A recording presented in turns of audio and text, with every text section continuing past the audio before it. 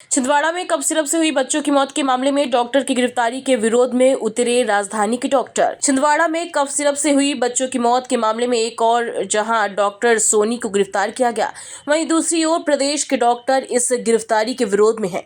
Medical teachers association ने इसको लेकर एक पत्रकार वार्ता की। संगठन के पदाधिकारियों का कहना है कि इसमें दोष डॉक्टर का नहीं, सरकार का है।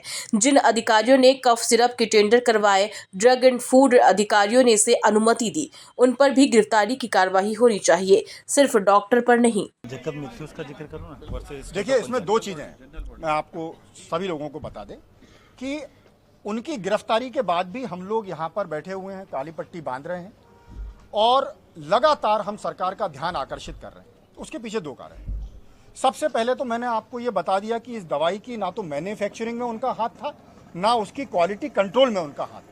उनका काम केवल मरीज का परीक्षण करना और उसको दवाई लिखने का काम था, नंबर एक। नंबर दो, जिस तरह से चिकित्सक को गिरफ्तार किया गया, एक जेकब मैथ्यू सुप्रीम कोर्ट की एक गाइडलाइन है कि किसी भी चिकित्सक को इलाज के लिए या किसी और चिकित्सीय विधा के लिए गिरफ्तार करने से पहले उचित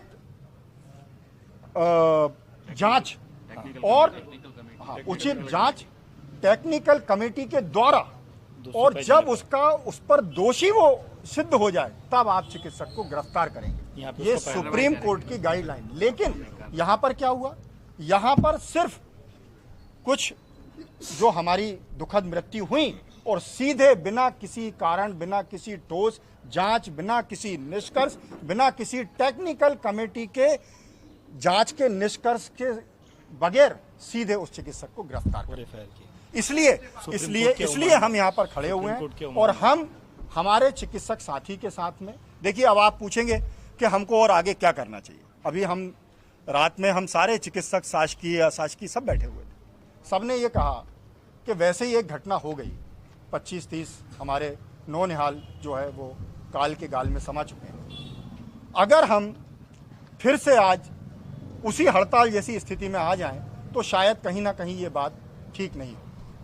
तो हम अपना विरोध पूरी तरह से शांतिपूर्वक काली पट्टी बांधकर लगातार शासन के समक्ष अपनी बात को रख रहे हैं और हम ये चाह रहे हैं, हमारा उद्देश्य भी बिल्कुल क्लियर है कि अब और आने वाले समय में ऐसी कोई भी घटना मध्य प्रदेश में ना हो। तो हमारा हाथ जोड़कर माननीय मुख्यमंत्री जी से, माननीय उप मुख्यमंत्री जी से, हमारे विभाग के आला अधिकारियों से, और वो विभाग जो दवाइयों की क्वालिटी कंट्रोल को निर्धारित करता है, उनकी क्वालिटी को मेंटेन करता है, वो इन दवाइयों को उच्च स्तर की बनाए रखें।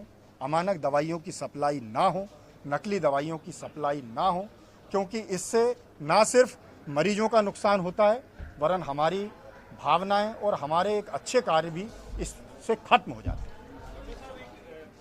ऑफ पेडियाट्रिशियन है, वो सारे के सारे हमें सपोर्ट करने के लिए और चिकित्सक की भावनाओं को शासन तक पहुंचाने के लिए, हमारे सहयोग के लिए हमारे साथ में हैं।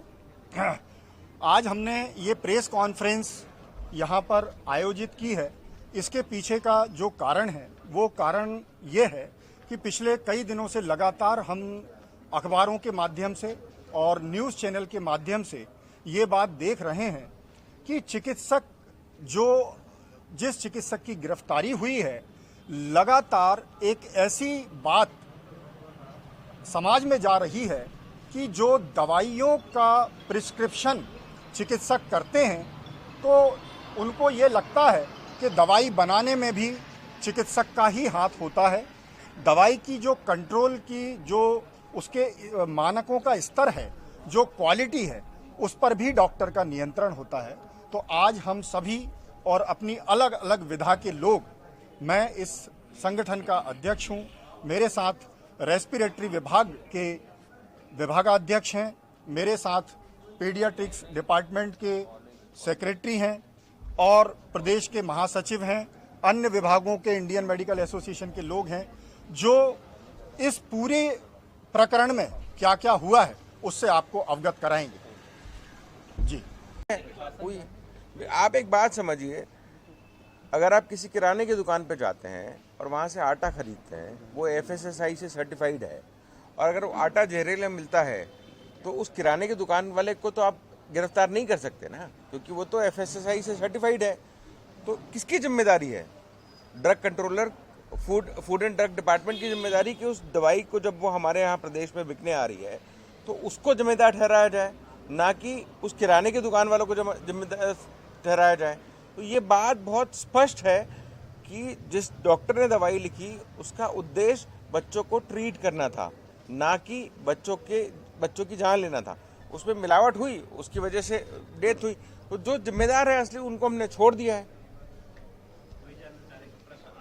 20 साल पुराना मॉलिक्यूल है जो महाकौशल के हमारे कई पीडियाट्रिशियन से बात हुई और उन क्षेत्रों में बहुत लंबे टाइम से लिखा जा रहा है। तो ये मोनोपोली का जो प्रोपोगेंडा बनाया जा रहा है ये भी डॉक्टर को गलत तरह से फ्रेम करने के लिए बनाया जा रहा है। ऐसा कोई बहुत अनयूजुअल मॉलिक्यूल नहीं था।